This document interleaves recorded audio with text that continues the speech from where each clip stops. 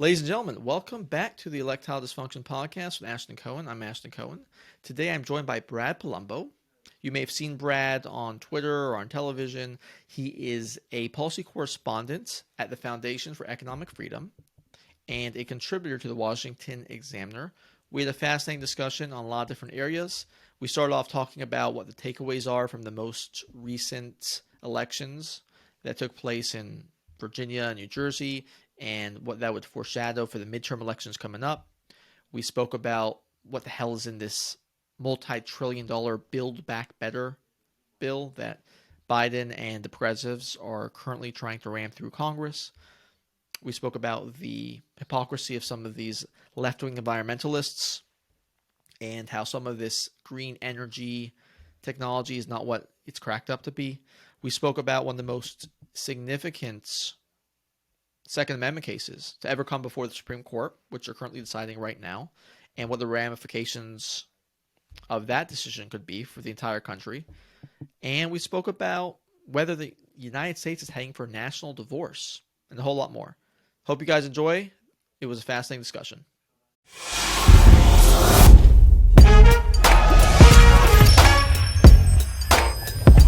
This is the Electile Dysfunction Podcast with Ashton Cohen. Thanks so much for being with me. Hey, thanks for having me. Appreciate it. Wanted to start off here. So we had the most recent sort of political litmus test was the elections that took place in Virginia and New Jersey. Obviously, next year will be much more indicative of where the political atmosphere is. You had Youngkin win. You had the lieutenant governor, a Republican. You had the attorney general, a Republican win. You had New Jersey get awfully close with the Senate election there, and this is New Jersey, the bluest of blue. You had a truck driver who spent like $130, upset the New Jersey Senate candidate. So shocking results. Do you think it's a CRT stuff? Do you think it's failures of the Biden administration or him looking weak? Do you think it's COVID fatigue? What do you see as sort of the narrative from that, if anything? Yeah, I think the short answer is all of the above, but also none of the above 100%. It was a bunch of different things. And also we should point out that off-year elections are always or not always, almost always very rough for the party that's not in power. So Barack Obama, the first midterm after he became president, Republicans swept. Donald Trump, after he became president, and then in the 2018 midterms, Democrats swept. It is a very normal pattern that once a president is elected, their base gets a little complacent and doesn't show up as much to the next couple elections in off years or midterms, and the other side gets all revved up and shows up in droves. So while it doesn't account for flipping what is basically a blue state at this point in Virginia, flipping their governor's race, it does tell us that it was always going to be tough for Democrats, and it's going to be tough for Democrats in 2022. In terms of what motivated this Glenn Youngkin upset, I live in Virginia, so I've paid more attention to this one than what's going on in Jersey, for example. It's a bunch of different things. Yes, there's backlash from people about education as one of the top issues. And some of that is based in the fact that Virginia school systems have had critical race theory, really far left ideas about gender and America being inherently racist and white people being inherently guilty and racist, and all these things have been taught in Virginia schools. And that's a big problem, and there's been backlash to that. But even bigger is the fact that Virginia had one of the worst and longest COVID school closures from the government against the science, and it really devastated Virginian parents. It wasn't a super partisan issue. I mean, Democrats, minorities, all sorts of voters were really angry about schools being closed. The other big things, one is the economy and inflation. I mean, inflation for the average family, inflation has cost them $175 a month, according to Moody's Analytics. That's a lot of money, and people can feel these things. And while it's not as if, Terry McAuliffe is directly to blame for any of that, it becomes a bit of a stand-in, Democrats versus Republicans. And because the president right now has terrible approval ratings, he is a Democrat, he is contributing to many of these problems, they blamed the Democrats for them, and to some degree, rightfully so, and they showed up and made their voices heard. It also, and we can get into this if you like, but Youngkin really somewhat cynically, but also quite masterfully, put together the different parts of the coalition and voters and base with a combination of different issues that possibly is a roadmap for future GOP candidates. So what were the things that he did differently than traditional Republicans? Well, so the first thing is how he handled Trump. So Trump endorsed him. He was like friendly to Trump, so the base, the dark red voters in rural Virginia would show up for Youngkin. But he wasn't like campaigning with Trump. He wasn't talking about Trump. He was simultaneously low key embracing Trump and also keeping him at arm's. He could Trump base, but yet without closing himself off to suburban moderates who really don't like Trump in the suburbs of Virginia. So that was a very delicate balancing act, but it Mhm. was also pretty masterful. The other thing that he did was he ran on a fairly conventional platform of tax cuts, deregulation, school choice, lots of like free market, like GOP, conservative orthodoxy stuff, yet also leaned into new culture wars about critical race theory, about like transgender bathroom policies and these kinds of things that rev up the populists and the new uh, kind of Trumpy conservatives. So he had these policies that appeal to traditional center right, pro business, pro economics, moderate voters, and the kind of free market base. Yet he also had this culture war element that played well with the populist right, and so he really kind of thread a very difficult needle. He didn't take positions on that many issues. And for example, his campaign website barely had any positions or issues pages on it, very sparse information. And that was partly strategic, that he was really trying to be many things to many people. And it seems to have worked. Yeah, and that's kind of going to be the thing going forward. Is going to be interesting to see. Is so obviously Democrats want to keep bringing Trump into everything, and the Republican basically can't exactly dismiss Trump because of the appeal and popularity he has, but at the same time has to sort of shift the focus of whatever he tries to do with respect to the actual issues that they're running on. One of the things that happened since was this whole, and I saw you write about it, was the infrastructure bill got passed. That's, I guess, Biden's probably first legislative achievement, particularly of any significance. Second, he got a big COVID stimulus He got bill at the that's right. very He got the beginning. COVID stimulus, and now he got this. And there's been a big gap between the two, right? And so this one finally got through. They've been working on it for months. It was basically only possible because of 13 Republicans in the House who voted for it because the progressives weren't going to budge. The progressives wanted it any vote on that tied to a what they call, I guess, the Build Back Better plan. What is the So now the infrastructure thing is passed. What is the Build Back Better plan? What do people need to know about it? It's What's it going to cost, and do you think has any chance of passing, particularly in regards to the two moderates in the Senate, Sinema and Manchin? I certainly hope that Kirsten Sinema and Joe Manchin kind of stay strong on this and kill the bill, because what the Build Back Better agenda is essentially a Green New Deal light. It's trillions of dollars. All the price tags are honestly kind of made up. Like Biden's now claiming it's 1.75 trillion, but that's really just because of budget gimmicks and how they count things. So don't focus too much on the numbers. Is it 3.5 trillion? Is it 1.75 trillion? The truth is, if you actually look at what it will cost when all these new social programs are extended and made permanent, which they almost certainly will be, there are few things as permanent as a temporary government That's program, right. as Yeah. Milton Friedman said. The true cost is going to be $4 or $5 trillion. It's going to be much bigger than the inflation-adjusted cost of FDR's uh, New Deal.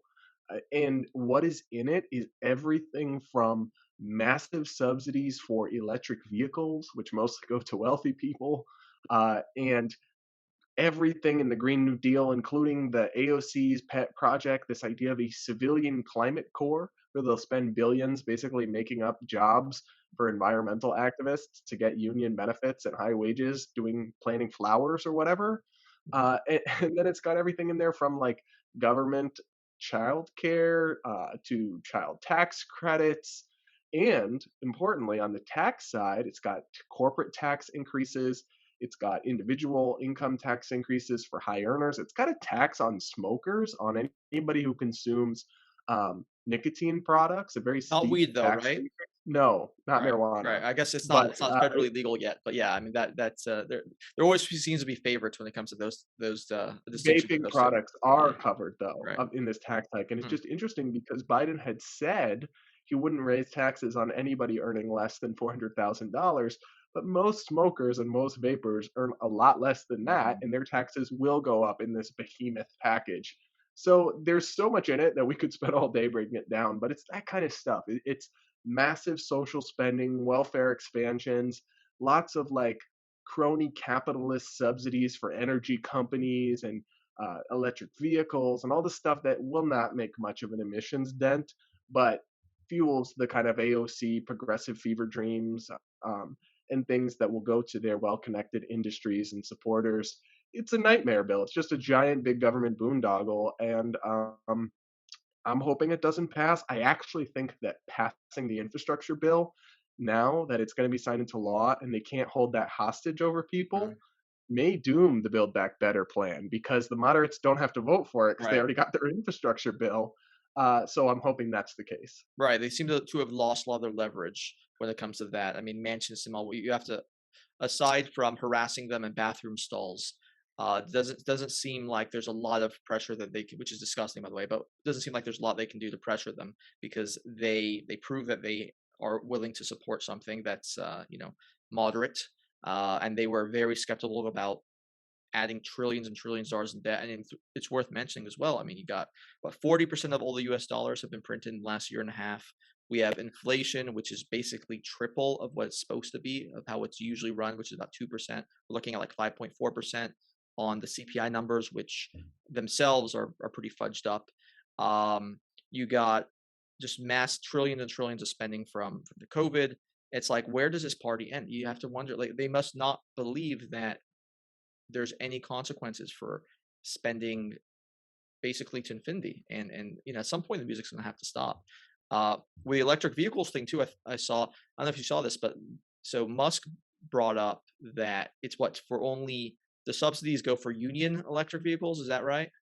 Yeah, only companies that are all union Mm. labor, which So just so conveniently right. rules out Tesla. They So don't like Elon they Musk don't because like him he's, anymore. Right. Right. I mean, he, don't get me wrong, he's such a fascinating guy, but he's absolutely nuts.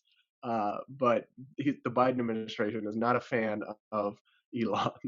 Right. Well, he's also a guy who doesn't, sing the party tune, right? He doesn't fit into their box. He doesn't fit in any box really, which is why he's so unique. And so he will be, yeah. I mean, all of a sudden they're for unions again, when it suits them.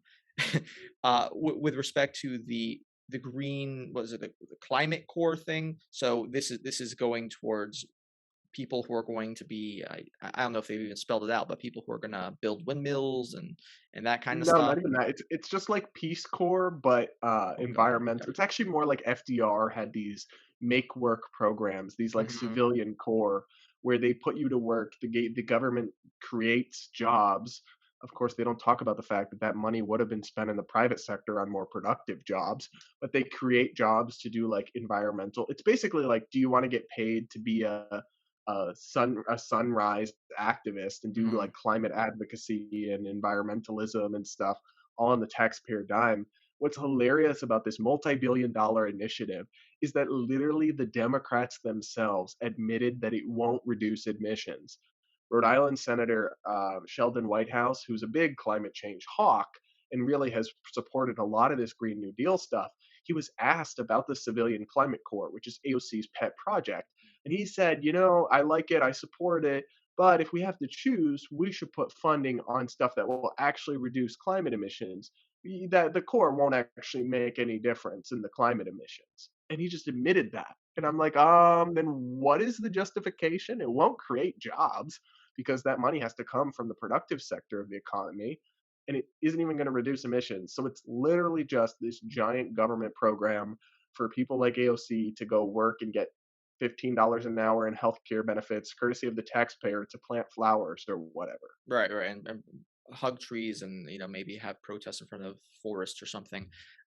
It is interesting too, I think, with the environmental thing. So none of these, there seems to be no impetus from the same kinds of people to, say, pursue nuclear energy, right? They have no. regards whatsoever for natural gas, which is the thing that's primarily responsible for reducing the emissions of the United States. So we're down 20% relative to 2005. That's almost all because of natural gas. They hate that. They hate nuclear. Windmills are just absolute garbage. They have environmental costs as well. And on top of that, they produce basically nothing. I mean, you can never really store this energy, especially from these windmills, in a economically viable way.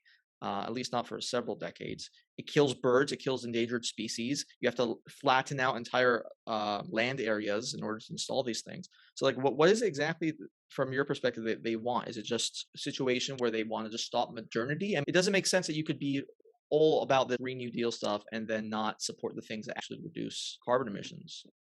Well, it's like AOC's former chief of staff literally admitted that the Green New Deal isn't really about the environment, it's about fundamentally changing the economy. All right, It right. should really be called the Red New Deal because it's about socialism. It's about government control of the economy.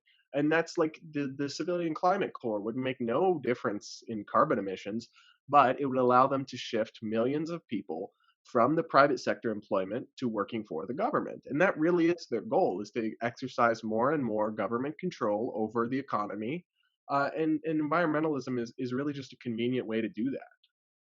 There's an old saying in Europe where they call the green people, the Green Party people, watermelon because they're green on the outside and red on the inside. And Makes sense. I mean that seems to be the thing. And another thing worth mentioning. So I'm in Los Angeles.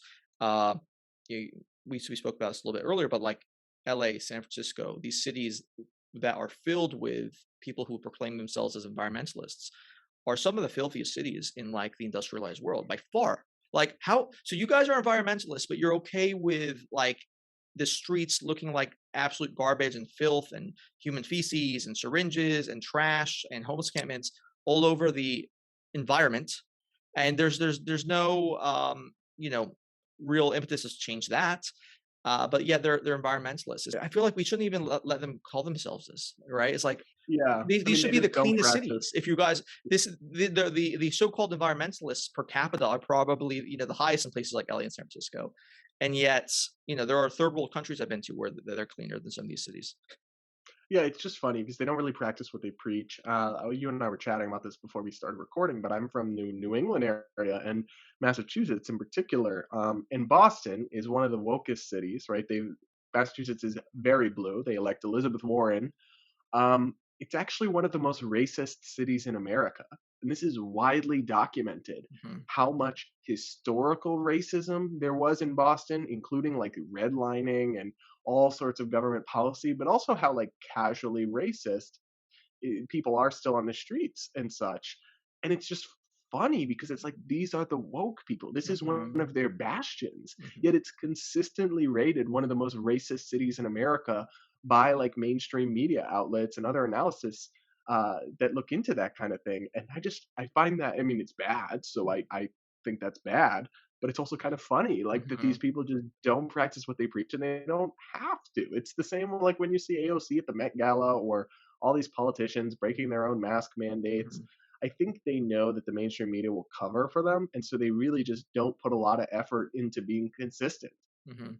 Yeah, I think that's a good point as well. If you see someone like Gavin Newsom, who has to live in Sacramento to his chagrin, but that's what you have to if you're governor. And so, what does he do? He sends his kids. So Sacramento is, I think, considered the most diverse city in America in terms of proportions of Asians, Hispanics, white, and black. It's basically like 20 something percent each. So it's pretty much as diverse as you can get. And so he sends his kids to a basically all white school. You have to go out of your way to find a school that's like Wow. 90 something percent white. The neighborhood he lives in is 90 something percent white. It's like you literally have to go out of your way in order to find. And it's not like places with a lot of ethnic diversity are bad areas. No, there are plenty of good ones, but you just choose to only be in these sorts of places.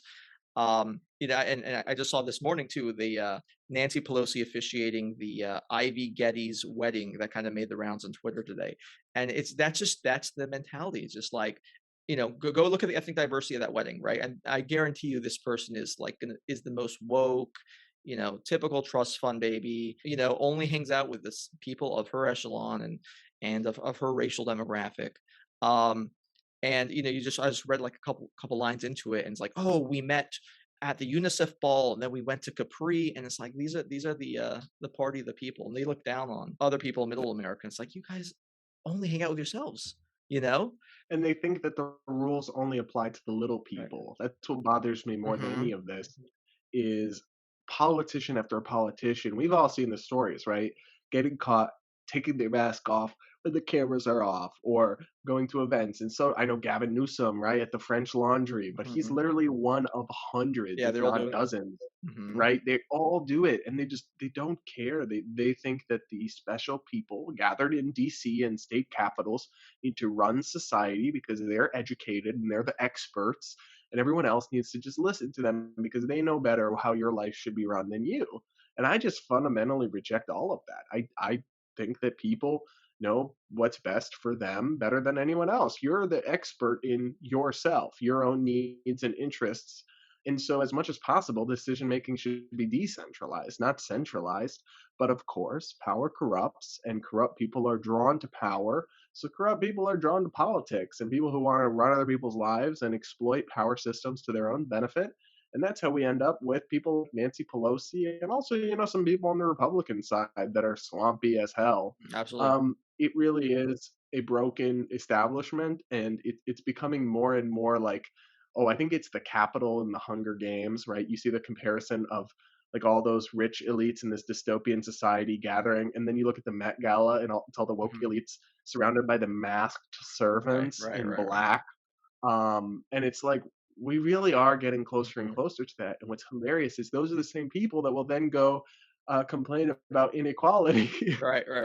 Yeah, I mean, you saw that at Met Gala, you saw that. I was the analogy I conjured up was that Democratic fundraiser with Pelosi again, where like everyone's seated, they're not eating, so they can't even use the excuse of, oh, their masks are off because we're eating. All the rich donors are in this like retreat, and then all the servants with their masks, faceless servants, you know, uh, abiding to their every need. And it's just like, and then yeah, they'll turn around and tell us, oh no, but we're the ones who are looking out for them, right? We're the ones who And they're really care. following the science. Yeah, yeah, they're following the science. So let's talk about the culture war stuff then. So you deviate, I would say, from conservatives on some of these culture war issues. Where do you think conservatives are, from your perspective, are on the right track? Should be fighting culture war issues? Which ones? Where do you think that is a waste of time or is deleterious for them to focus on? Yeah, I think sometimes I would describe myself, it's interesting, as center right culturally or on social issues. I would say I'm like in the middle or center right, but I'm not like people have a caricature of me as a socially liberal, fiscally conservative libertarian. And that's not really the case. I mean, I'm definitely more on the right side of things. I just don't get the some of the more right wing, very online culture war stuff. For example, like Big Bird, people got Mhm. so upset over Big Bird over the weekend, tweeting like Big Bird said something about I got the vaccine and it kept Mhm. me safe or something, and it's cringe. I Yeah. think it's cringe, and I would roll my eyes at it.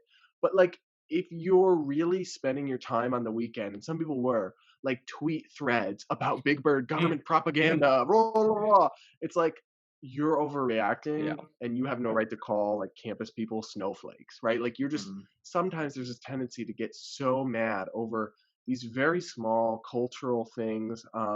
A good example is like kneeling for the national anthem. I would not kneel for the national anthem. I don't really like that form of protest, but Mhm. ultimately, like, it is free speech and it is not the end of the world, more importantly. Like, I just think that the right wing, very online, and conservative media echo chamber can get way too. It's not that I think they're wrong on all these things, as much as I just think they wildly overreact.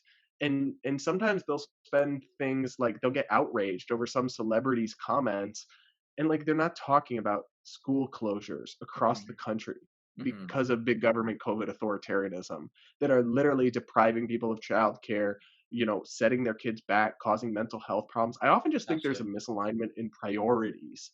Like the culture war stuff, some of it is frivolous, and then sometimes I just have more moderate views on it. Like, for example, like trans issues, I think are complicated, and I have kind of a middle of the road perspective on it.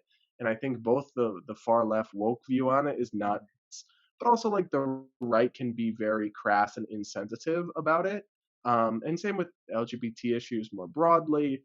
I just think, yeah, on some of that stuff, I come down differently than a lot of the more like social conservatives. I've never described myself as a social conservative. I've been mostly in the same vein. I feel very passionately about capitalism and certain economic issues and immigration as well. But some of the trans rights, not something I would naturally um, have on my radar, right? But then it's like, and I had this discussion on previous podcasts. It's like, yeah, okay, use the bathroom, whatever. Who cares? You say you're a woman, go use the bathroom. But then it turns into that to, oh no, you are compelled to address me the way I want to be addressed under all circumstances. And if you don't, then we're going to use the law against you. And it's like, now you just sort of see we didn't focus on the culture issues for a long time and I didn't. And then all these things have been chipped away. And now we're having conversations are so far outside what used to be the Overton window. And it's like, and people will just react to every perceived I kind grievance, of right? though people like you and I may not have engaged in the cultural stuff, but like the right has been.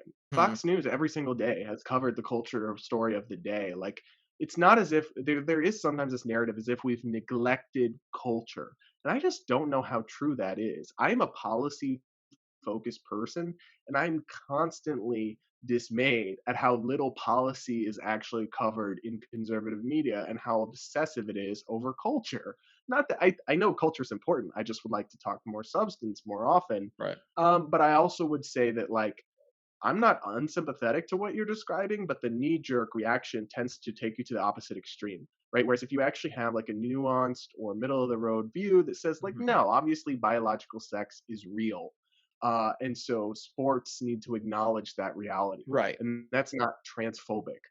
But that's different from a lot of conservatives online, for example, have really mocked and attacked Dr. Rachel Levine, who is a Biden administration official who's a trans woman, and it's like saying that Levine is disqualified from working at HHS because they don't understand science and is a man that thinks she's a woman and all these things that it's like, look, this is just a person who's working in the government. What they do in their own life and how they identify, it's an adult, shouldn't matter, and you're just picking on people. Pick the battles that matter, which is things like sensible sports rules and not, irreversibly changing children Mm, before they even go through puberty and know what they are. absolutely. I just think the right doesn't pick its battles enough, and so they sometimes lose their. You have limited what's the right word? Like bandwidth or Right. Right. capability, and if you have limited capital, and if you expend it too much on the frivolous stuff or the battles that don't matter, you have less on the things that really do. Right. And I guess the question would be is what happens when saying that biological sex is a reality? What happens when that becomes the extreme position?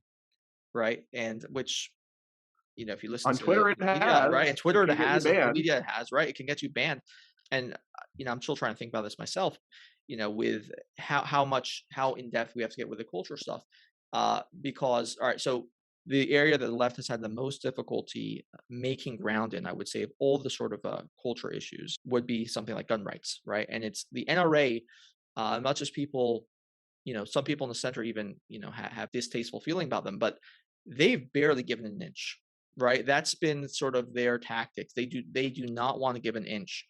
And if they weren't like that, the question is like how far would have gun rights have uh, been watered down in this country? And I always think about that because when you make compromises here and there, and all of a sudden, the whole paradigm has shifted, and now you're completely on the defensive. So Yeah, well, I guess I would say that I think the Second Amendment is a battle to pick because it's a fundamental human right and constitutional right. But whereas, like, what other people choose to do in their own life that doesn't affect you mhm, isn't a battle to pick, in my opinion. And you could say that the NRA hasn't compromised. I actually think they have, perhaps. And the NRA itself. But you're right. Like gun rights movement has not compromised, and it's been a successful bulwark. But I really think that's less because I honestly think that's because of the Constitution and the courts. more than anything else. And so the lesson there is that we need things like the First Amendment and the Second Amendment that protect our liberties. Because if you didn't have the Second Amendment, the battle for gun rights would look very differently. Half the states in this Right. country would have come close to banning guns. Um, and so I They think would have. that's the Yeah, lesson absolutely. there. No, I think it's a good point. People forget too with what was I think the Heller case where Chicago, or was it no, sorry, Heller case was DC, I believe, right, where they basically outlawed being able to even have a firearm in your home, right? So this whole notion of some liberals like to use, oh, we're not going to come after your guns, we just want the scary ones. It's like, no, you guys literally did this in DC, and obviously we see what happens in DC, what happens in California, because these are the most far left places in the country, then spreads into the center left places. So they absolutely do. I know you've been following this New York State Rifle Pistol Association versus Bruen case. Can you give us a little bit of background on that and your Yeah. analysis? So you mentioned the Heller case there, but they had Heller and then they had McDonald's in 2010, and that established or recognized the Second Amendment as creating an individual right to keep and bear arms that the states and the federal government must respect. But the Supreme Court hasn't taken a gun case since 2010. So what has happened is you had this strong pro-gun rights precedent, but then they haven't done anything since. So states have had these ways of getting around it and very much restricting guns, and they haven't been slapped down and told you can't do that. And so that's what this new case about that you mentioned, New York Pistol and Rifle Association versus Braun. It's basically New York had a permitting system where, in order to get your concealed carry permit, it wasn't like anybody could just pass a background check, complete the paper, and get it.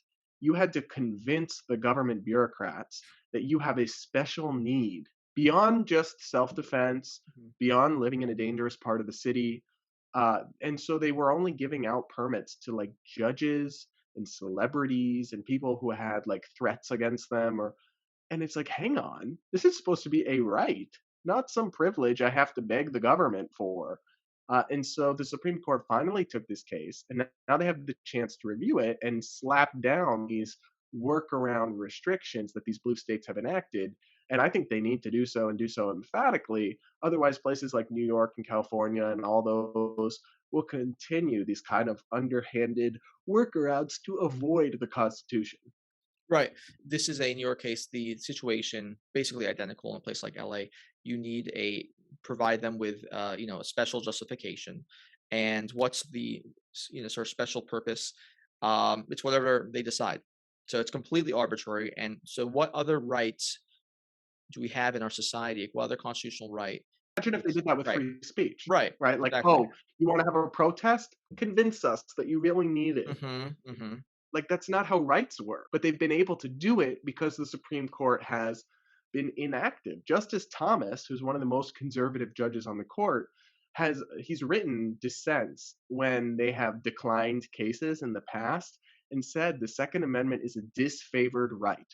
This court is neglecting its duties on this issue, and as far as I'm concerned, he's completely correct. Absolutely. And so we have the other thing is too is it'd be one thing if you need like a special uh justification, but they don't even spell out what it is, right? And intentionally they make it arbitrary. They make it basically impossible to get unless you're well connected. And it's completely subject to the whims of basically the sheriff department in LA.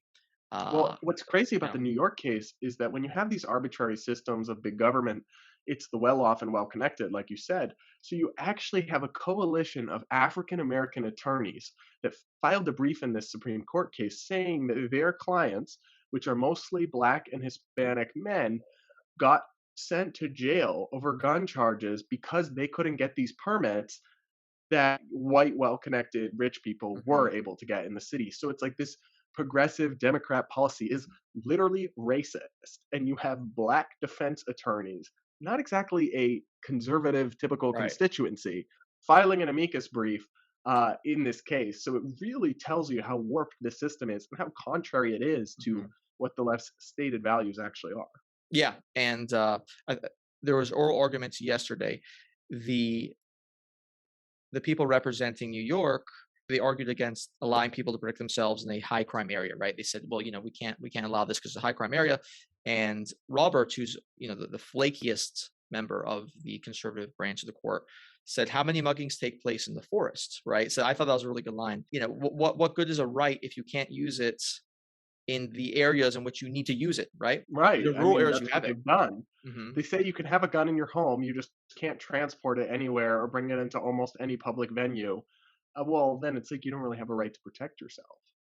Right. So it's the only right confined to your home, basically. That's the bottom line. So I think this is a very promising case, um, and hopefully that it really will be a landmark decision that basically helps people who are most in need of being able to one legally protect themselves. People who live in crime areas, people who do business in crime areas, right? That's another one, right? You want these people to be able to live in these communities and work in these communities and build up these communities, and yet they can't defend themselves properly. It's really disgraceful, and I hope the courts strike it down, but if they don't, voters shouldn't stand for it. What do you think about? So here's another sort of interesting issue that people aren't really talking about as much anymore. It's going to be coming up consistently, I think, for these next few years. The student loan issue, and I haven't really heard any compelling arguments from the conservative side of the aisle. Liberals, people like Elizabeth Warren just want to forgive. I think was it everything over $50,000. Sorry, $50,000 or less. I think Bernie wants to just eliminate all student loan debt. It's a $2 trillion problem. It's massive in scale, and then it's continuing too. That's the previous debt that's on the books, and we still give out $60,000 to $70,000 a year in student loans to people who are going to school for majors that aren't economically viable, that won't aren't connected to a specific industry or job. What would be the sort of conservative, or common sense solution to dealing with a $2 trillion problem like student loan debt? Well, you have to address the root of the cause, which is why is college so expensive and instantly expensive? College tuition prices since 1980 have rapidly outpaced inflation in every other area by many times. So college is way, way more expensive than it needs to be or used to be. And that's the root of the cause. If you cancel all student loan debt, and let's be clear, there's no such thing as canceling student loan debt. That means taxpayers have to pay it off. But so if you canceled it, another big pile would just accrue very quickly because the system is so broken. So you've got to go to the root of that cause. And one of the main reasons is actually the federal student loan subsidy program. When they initiated it, they basically wanted to make college more affordable. So they created this federal loan program, but it ended up inflating the cost of college immensely because when you artificially inflate demand, but supply stays the same, prices go up. And so research has found that every dollar in aid led to like a 50% jacking up the tuition prices. So we really need to pare that back. We need to create alternatives to college because not every kid should need a degree. And so many of our degrees, like you mentioned, are very unproductive and you don't learn much anyway. And then we also need to actually look at these public universities and pare them back. So, for example, they're just run as these like liberal utopias of bureaucracy and waste. But if you actually put fiscally conservative people in charge of the universities, they can cut the waste, cut the bloat, and make them much more affordable. Mitch Daniels has done that at Purdue University in Indiana, and he saved families millions and millions of dollars just by cutting the bloat and the bureaucracy and the waste. And there's so much of that on college campuses, so we should also look there. I agree with most of what you said. With regard to the problem on the books, do you think there could be a compromise where we do all these sorts of things, many of which you described, to make sure the problem doesn't continue, but we do engage in some sort of forgiveness? If we can assure people that won't happen again, I think a lot of people from both sides, well, particularly the left, will agree with it. But I think the right as well will say, okay, well, if you can convince me that this is not going to happen again, we'll be willing to, at least tackle some of these debt issues that people are having, because it is, unfortunately, it's a problem that mostly manifests in the United States. The other countries, industrialized countries, don't have this problem, and it is shaping people's life choices. It's shaping people's ability to have to create family formation, delaying marrying, delaying having children, maybe delaying wanting to go out there and start your own business because you have this chunk of money that you have to pay every single month. And so it's one of the things I'm most concerned about going forward. Yeah. Yeah, So I guess I'd say though, that's true for some people, but I actually think it's very exaggerated. Do you know what the median monthly student loan payment is? I don't. It's $220. So that, I mean, that's a lot of money, but that's not like a bankrupting amount. There are some people buried in debt, but the 1.8 trillion or whatever it's up to now, um, it sounds like a huge amount of money, but it's spread across so many borrowers. And also a lot of student debt is held by people that are now doctors or lawyers or earning a ton of Right. money. So it's like if we even want to talk about cancellation or relief, it should be very narrowly targeted. One thing that I would say is you should be able to discharge student loans in bankruptcy like you can in other Right. forms of debt. Absolutely. Hmm. That doesn't make any sense to me. So Hmm. that's one way in which I think we could compromise. But remember that canceling student debt means taxpayers pay it off, and it's actually fundamentally regressive. Most of the benefits from canceling student debt go to the wealthier and affluent slice of society because people that went to college are, on average, much wealthier than those that didn't. So when you take benefits that only go to college graduates, but taxpayers of all stripes have to pay for it, it's actually a negative redistribution, a regressive scheme. So I'm very hesitant to kind of concede that it's as bad as the left says it is. I think it's a problem, but they call it a crisis. And I don't think it is a crisis, for at least not for most people. I think it's often exaggerated. And they're doing that in part because the more you can frighten people, the more you can get them to go along with what you want. Then this goes to sort of a another issue which we have is a exacerbating a polarization of both sides of the aisle, right? The reason why it's kind of an apt subject is you had some conservative writers, and David Riboy was one of them. I've seen Matt Walsh talk about this. I've seen Tucker sort of hint at this, discussing basically this notion that, well, we don't really have anything in common anymore, the right and the left. Um, Sarah Silverman on the left basically said the same thing, uh, and I'm sure there's been several others. I'm trying to figure out, is this really just a moment in time that's very heated, sort of like the 1960s, and there'll be a reversion to the mean, um, or do we continue this slide towards basically having nothing in common with each other? And I'll just give a quick anecdote. I spoke about in my last podcast the traditional liberals on the left, right? The left used to be dominated by traditional liberals, particularly in like say the 1970s or the JFK era, and these were individuals who were very patriotic. There was never questions about whether due process should apply. Like the concept of believe a woman wasn't really that's is ludicrous, right? It's like obviously women can lie just as much as men, and there's a thing called due process, innocent until proven guilty. They were the leaders on the First Amendment issues. The people on the right actually were the ones usually in favor of suppressing free speech. Um, so this is the traditional ACLU positions, right? And now we're in a position where at least a lot of the elites on the left are the people who have momentum, the people who really raise money, the people who seem to be the loudest voices, the squad types. These are people who don't believe in the foundation of the country. They are.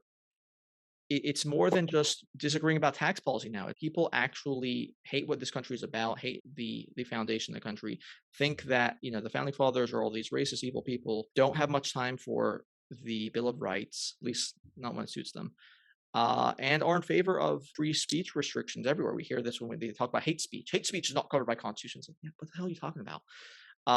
How do you have a country that's heterogeneous with all these ethnicities, with all these people who have different histories and different backgrounds, different families, different cultures, but who don't actually agree on the fundamental values, the rule of law, what this country stands for? How do you keep that together? Yeah, I think the idea of a national divorce is very far fetched, very just kind of impractical. And also, I love America, so I would hate to ever see us go down a path like that. I think a much more feasible solution is simply federalism. The idea of deferring more political decisions to the states essentially, like, why is it that we are so at each other's throats and politics is so do or die for everybody?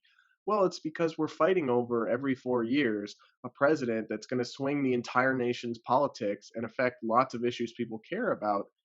I think we would have so much less polarization and hatred and vitriol in our politics if abortion was decided at the state level, if gun rights was decided at the state level, if healthcare policy was decided at the state level, if California wants single payer healthcare and gun control and abortion, and Texas wants free market healthcare, gun rights, and banning abortion, okay. And then we all exist under one umbrella, in terms of like the only federal issues really should be like national defense, some interstate infrastructure, these kinds of things that can't be left to the states. But all these hot button issues could be left to the states, and then we wouldn't all be at each other's throats every time, all the time. People would get to live in places that are more aligned with their worldviews and their values, and also they could simply just move. Do you think that the people, for example, who are in the Progressive Caucus and the supporters of them would ever be okay with the basically you do you, I do me philosophy? Or do you think that it's inherent in their ideology that they just have to spread their morality, their view on morality, their view on what's right and just and equitable to every corner of the country? Yeah, I think they do, and that's part of the problem.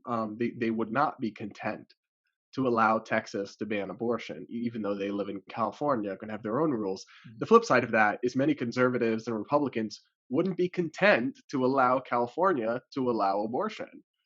And so that's the problem on both sides, in my opinion, is the getting away from the live and let live mentality of America, which is like you do you and I'll do me. And now people want to control each other and they want to run other people's lives and decide how other communities should be ordered and run. And I don't believe in any of that. And I think it is a tall task to try to overturn that thinking on left and right. But I think it's at least much more realistic and also much less likely to end in bloodshed than any kind of a national divorce. Right, right. And I think to be fair as well, the people who are talking about this, they would say, well, we don't actually think there's going to be civil war or anything. We just want to start the conversation in order to, They want a peaceful one. right, I'm not saying they want right, right, that, right, right, right. but it could devolve into actual Absolutely, war. absolutely. I think as you increase polarization, which is where we're at, things can get like a pressure cooker and blow up before people realize what's happened. And that's very troubling. As we go forward, maybe in the longer term, I think that we're going to have a more community based solutions for things. I I do think that the progressives will never allow it, but I don't think that they're going to have this position that they have forever. I think at some point, and who knows what's going to be. Maybe it's the whole Web3 revolution, and I think maybe crypto can play a part in this. But it'll foster more community based groups and that are focused more so on themselves. Um, I don't know. It's yet to be seen, but I do think that might be the future. Is smaller communities, more focused insularly than having this issue right now, where you have this entire country and you have like half the country on one extreme, half the other. Well, I wouldn't say the whole countries are on the extremes, but there's enough people on both sides are on the extremes, and that list continues to grow. Right.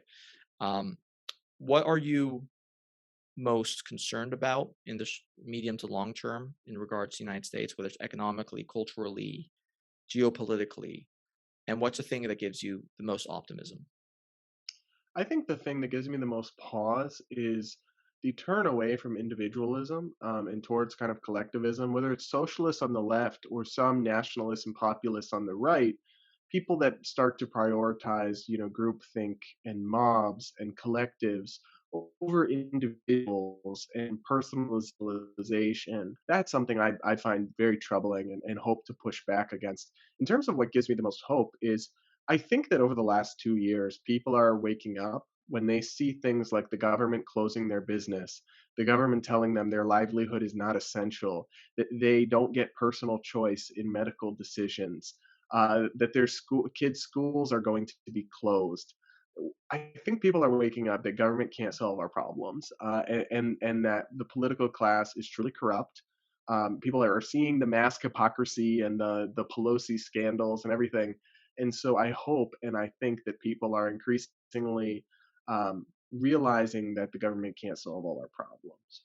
Yeah, I think with in particular the Gen Z crowd, I don't know if you've noticed this, but I think they're very skeptical about powerful institutions, whether they be private or public based. Um, and that kind of sort of mm, anarchism strain where they just think these people are full of shit, they're corrupt, they're not looking out for us. Whether it comes from the left and right, because it comes from both places, in particularly in the younger generations who have this feeling. I think that eventually leads to, okay, well, why should these people have power over us in the first place? And we saw with Minneapolis, where the whole defund the police thing started, they weren't on board with that, right? So maybe people are starting to question, the role that these people play in our lives, and I think Fauci probably plays into that as well, right?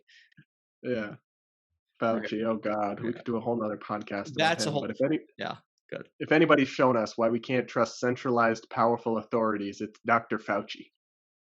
Right, the guy who was in favor of funding gain of function research in the Wuhan lab, and not to mention, the role he played, which is kind of recently surfaced under his sort of tutelage in the NIH. They were really pushing AZT for even healthy people, and granted, I need to look a little bit more into the actual reporting.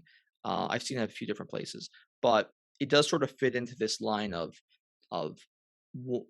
wanting to just have this medical solution and making it apply to everybody. And you can never be too safe, right? It's that kind of thinking. You can never be too safe. Masks for forever, which is kind of one of the things that they're talking about now is, oh, well, maybe we should keep the masks on for flu season and stuff, even though the vaccines are available, right? So I have to think at a certain point. By the way, every liberal I know hates masks as well, whether they admit publicly or not. They tell me. In fact, they do say it publicly. They just won't. They won't be the kinds of people that will say it on TV or something like that. They tell you if you're in a restaurant or something. So maybe that line of thinking sort of gets into people, and they realize that these elites aren't exactly, the people who should be controlling their lives.